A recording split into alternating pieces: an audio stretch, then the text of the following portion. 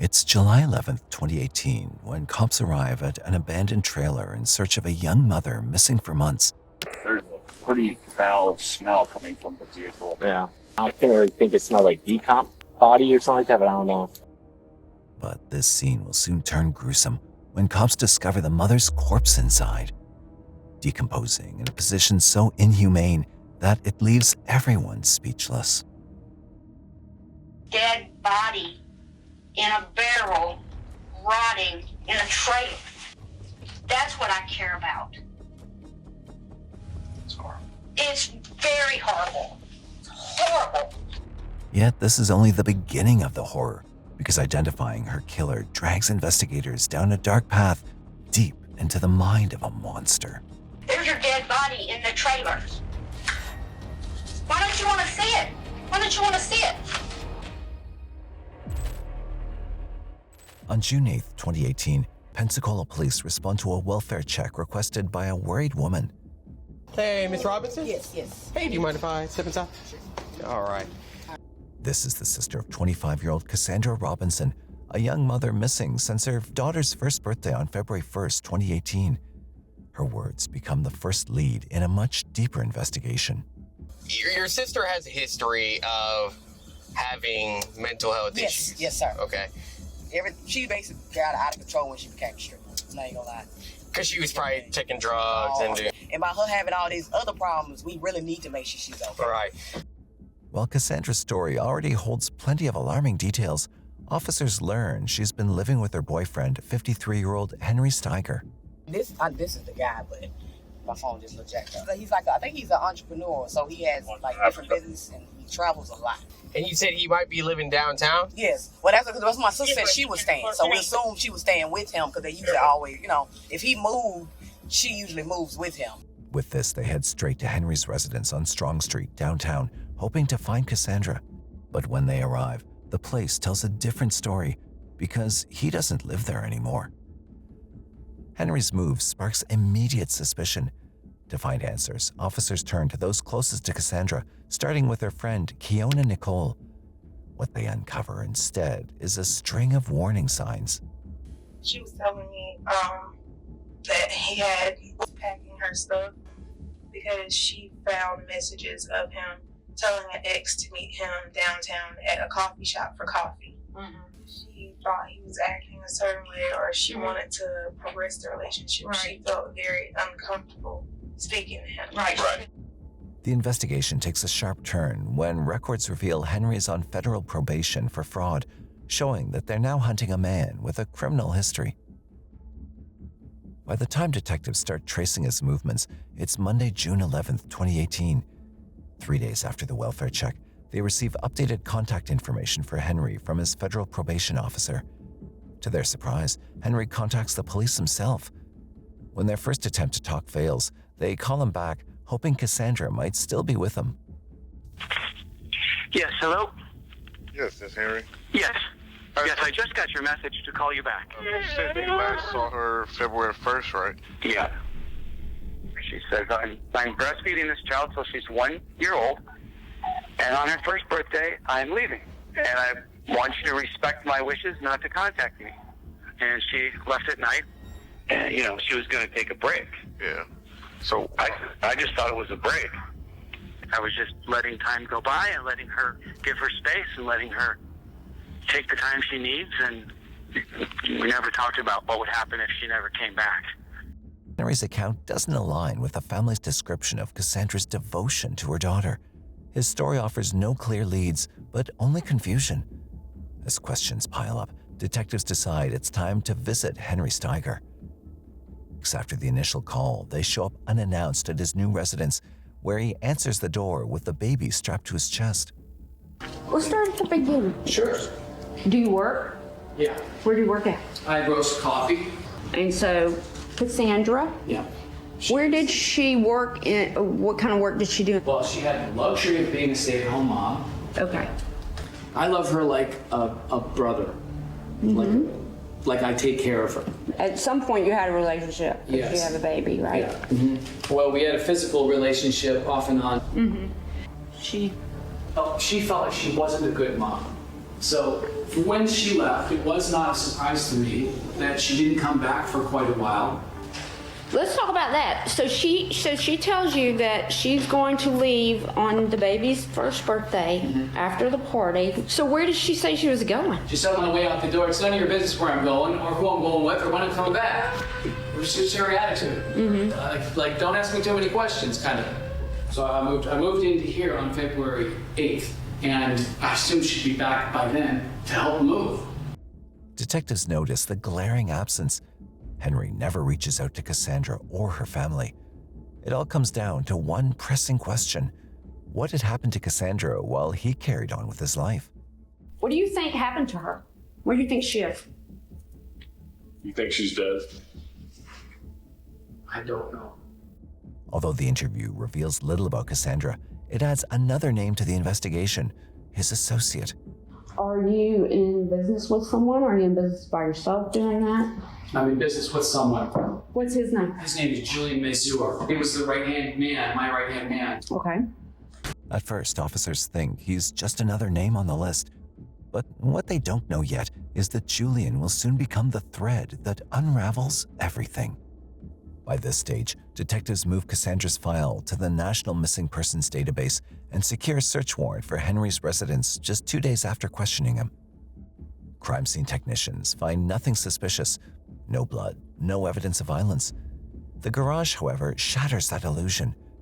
Inside, they find roughly $100,000 in cash, a clear violation of someone on federal probation for fraud. As a result, he's arrested on June 29, 2018, and the baby is placed with Cassandra's family. Before officers can question Henry, a new lead surfaces from his past, his ex, Carla. Her revelation provides the first opening to confront Henry, as she confirms he reached out to her shortly after Cassandra gave birth. Was in February.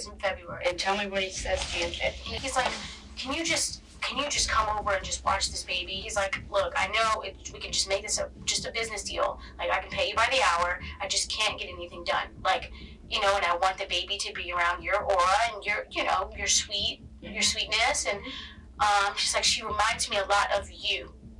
This moment alone hints at his unfaithfulness, but Carla also recounts the hateful things Henry often said about Cassandra, details impossible to overlook.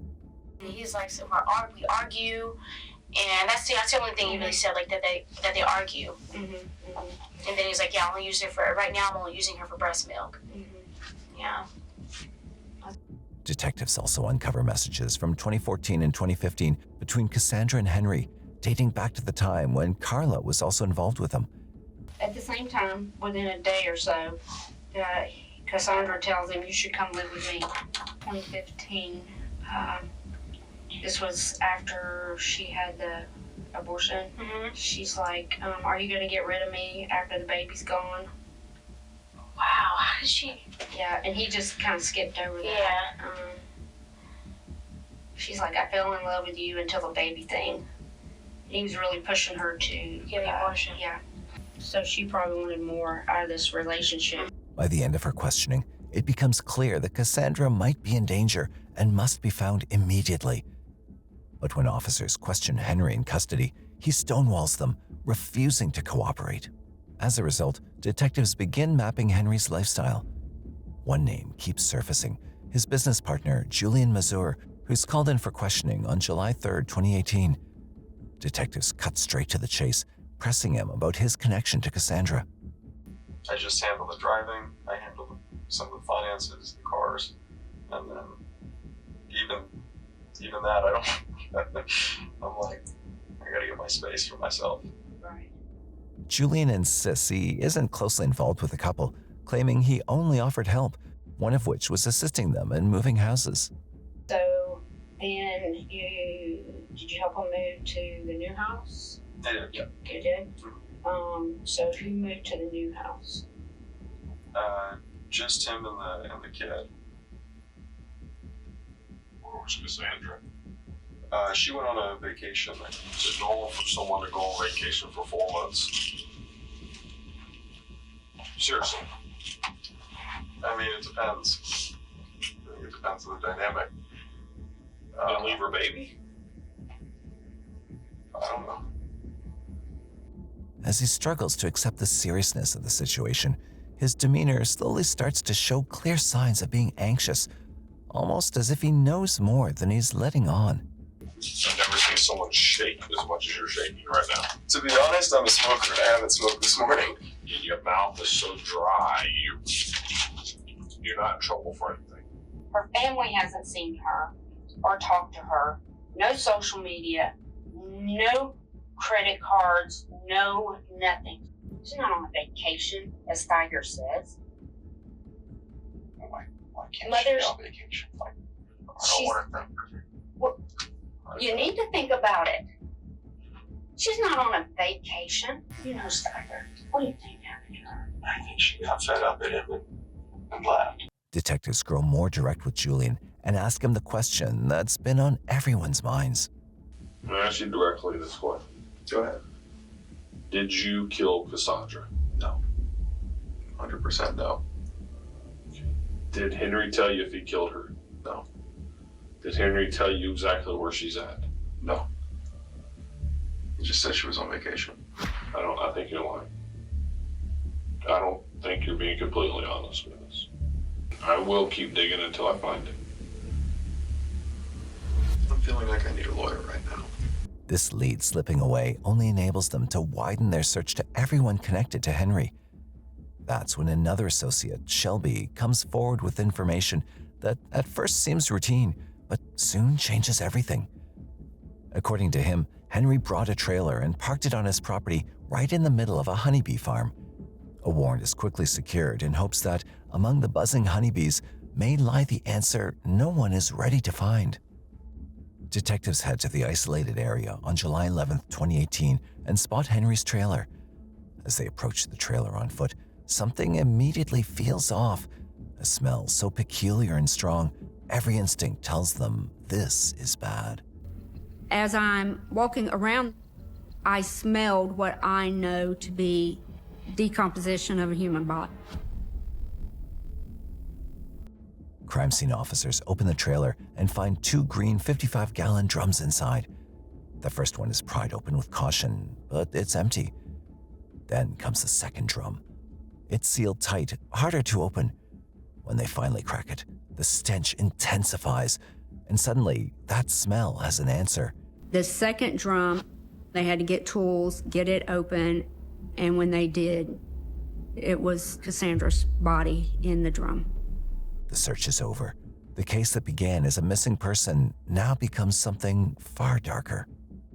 The autopsy results indicate that due to advanced decomposition, the exact cause of death can't be determined. But the manner is clear: homicide. Cassandra has been sealed in that drum since February. Detectives also note that she isn't in her nightgown from the party. Instead, she's changed into clothes meant for going out.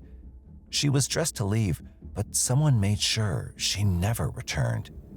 They told me that they found my sister Cassandra's body in a drum. It was terrible, like she was garbage. Why would someone do that? Like, I don't know why.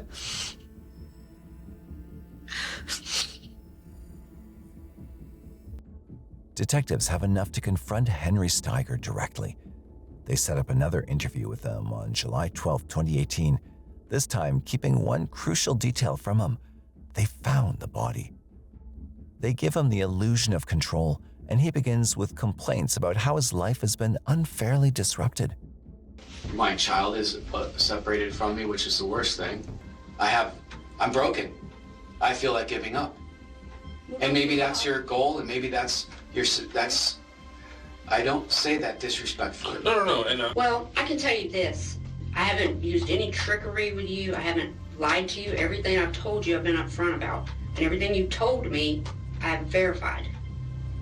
And we totally, understand the stress that you've been going through, And, it's hard. The detective's trick works in their favor, enabling Henry to open up about Cassandra, all while officers watch closely, waiting for the moment he slips. You said a while ago that she loved you, right? For sure. For sure. Did you love her? I do, but not in the same way. More like a caretaker. After you found out you were the father, things kind of changed a little bit, Not right? really. No, you didn't? No, because I was playing the role. Did she ever use that against you, say, you f with me, I'm gonna take the She used that against me before she knew it was mine. Before I knew Right. it was mine, she did that all along. When she said that she was gonna go on her vacation, did she say that she was gonna take the baby with her? No, that she needed a vacation from the schedule. I gotcha. And you were like, okay, well, you're not gonna take the baby, I'm cool. I wasn't like that. It was Right. like I was sympathetic to her reason for wanting to go, which was the schedule. The schedule was driving her nuts. We've been doing a lot of investigating since we talked. We've done a lot of search warrants. So myself and Chad, 2 days ago, brought Mr. Johnson in, Shelby. And he explained, that he had originally met you, I think, through Meek and Honey. And he said that you had a trailer on his property. Hearing this, cracks begin to show in Henry's carefully constructed confidence. He knows his dark secret is exposed, and there's no way out. So I went over to the trailer yesterday and took some pictures of it. And I'll show it to you. Let's see if this is it. So we went over and we looked at it, and I detected an odor that I recognize very well from doing this job. And it's the odor of decomposition of a human body. Okay? So that immediately put my head to spinning, okay? So we got a search warrant for it. And the keys for these locks, do you know where those keys were at? The keys were at your house. So we got the search warrant, and we pulled the trailer out, and we opened up the door. These containers were here. Do you recognize these containers? So something happened. I don't want my mind to be spinning and everybody else's mind to be spinning. I just need to know what happened, and I need to know it from you. I don't know what happened, but I know in my heart I don't think it was a planned and on purpose thing, because you love your baby, and I don't think you would do anything to harm her or harm her mother. Of course not. The detective tries to coax him with a hint of empathy, suggesting he might understand. But Henry's response is infuriating. It's almost unbelievable. Well, it is a story that I don't think anyone would believe, and that's my problem. This is a heavy load for you to be having to deal with. I can imagine what you've been going through, the stress that you've been under. No, not about that. The worry. I'm at peace with what occurred. I understand it. What happened? I'm not happy about it, but I understand it. I don't think I can get anyone else to understand it, so I haven't explained it to anyone. I haven't shared it with anyone. I don't know how to tell this story, or would have told it. I would have told it that night if I'd known how to tell it. I just assumed that it would look like something I was responsible for, and that there was no way out of it. Detectives press for details, allowing him to provide his narrative. How Cassandra wound up in this barrel, sealed in your trailer. This is the way she was found. So this is what I have to go on. I was giving you the opportunity to tell me what happened here. Well, I think I need the opportunity to explain to you with professional assistance.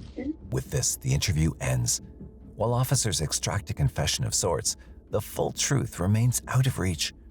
But soon, a check of Henry's phone forces them to question their old lead again, Julian. They track him outside a mall, all while trying to access his phone. This is going to be your copy here. Okay, I'm going to give you this. But what this is doing, this is ordering the unlocking and all that kind of stuff on there, okay? Can I talk to an attorney before turning that over? Or You cannot. The judge has ordered it. The investigation turns back to Julian Mazur. Phone records reveal he lied. He didn't just drop Henry off on February 1st. He returned later that night. Julian is brought in for a second interview. This time, detectives hit him straight with the hard questions. My goal today is to get the details of Cassandra's death. I've talked to Stiger since I've talked to you. Since we found Cassandra's body. What do you think Stiger told me about her death? I don't know. What do you think he told me? I'm not sure I want to answer that question. So what I would like to start with is February 1st. And you remember February 1st. Correct. Can we run through that about what time you picked Stiger up? I want to say it was like around 2. Okay, all right. We went to the DMV on W Street. We went to the Wells Fargo. We went to a sandwich shop, and then we went back to the house.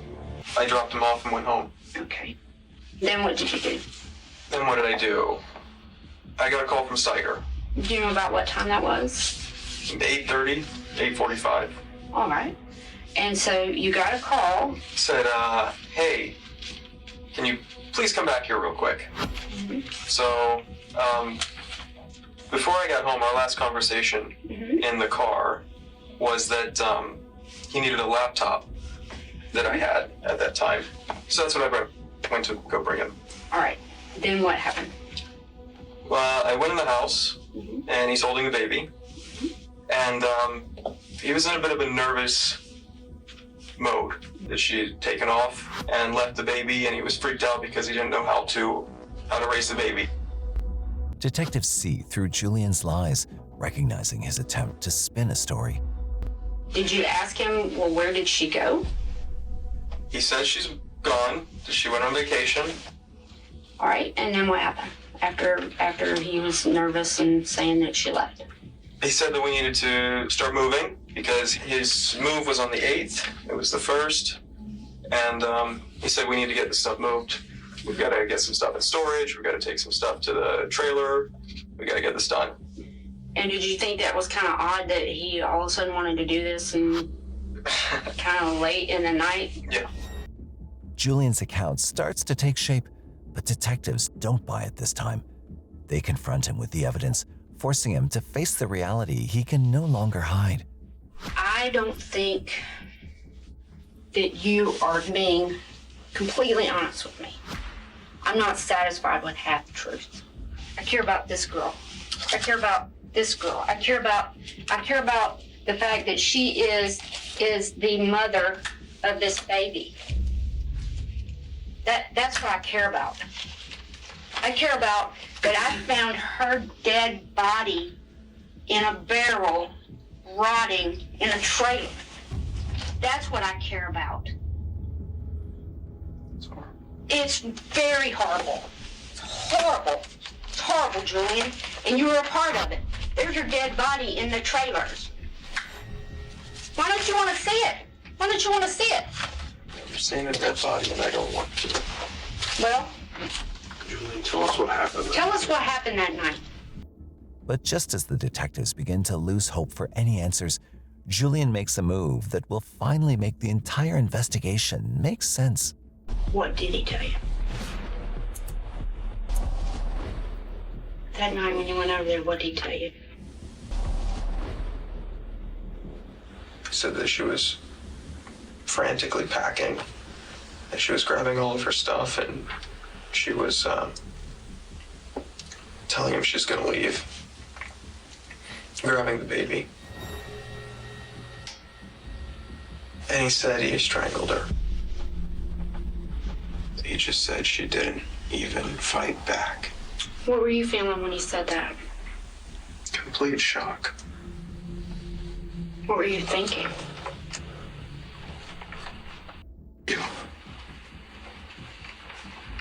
What did he say after she didn't even quite back? He motioned. Mm-hmm. His hands were trembling as he checked the pulse. I just told him to stop talking. What did he say when he checked her pulse? Just that his hands were shaking. He said his hands were shaking? He said where the baby was. She holding the baby. He told me that she was holding her. That she kind of collapsed. The baby slid down her. Did he say what he did then? Did he try to get her help? Try to revive her? He didn't say anything. Where do you think her body was? Somewhere in the rest of the house. He tried to get me to help him dispose of the body. I wouldn't do it. Did he tell you where he put her? No. I never asked. I didn't want to know. Did you ever think that you needed to call the police? I was a bit afraid to call the police. Why was that? He just killed the mother of his child. That's the guy that drives him around. The pieces now begin to align. Henry strangled Cassandra on February 1st, 2018, likely during an argument about her leaving and taking their daughter. Then he called Julian to help move items out of the house, including Cassandra's body in one of those sealed containers. With Julian's testimony secured, he's charged as an accessory after the fact to second-degree murder. Henry Stiger is charged with the murder of Cassandra Robinson, and his trial proceeds on June 18, 2019. In court, Henry claims he found Cassandra in the laundry room with a plastic bag tied around her face, insisting she took her own life. But when prosecutors ask if he tried to help her, he admits not checking her pulse, attempting CPR, nor calling 911.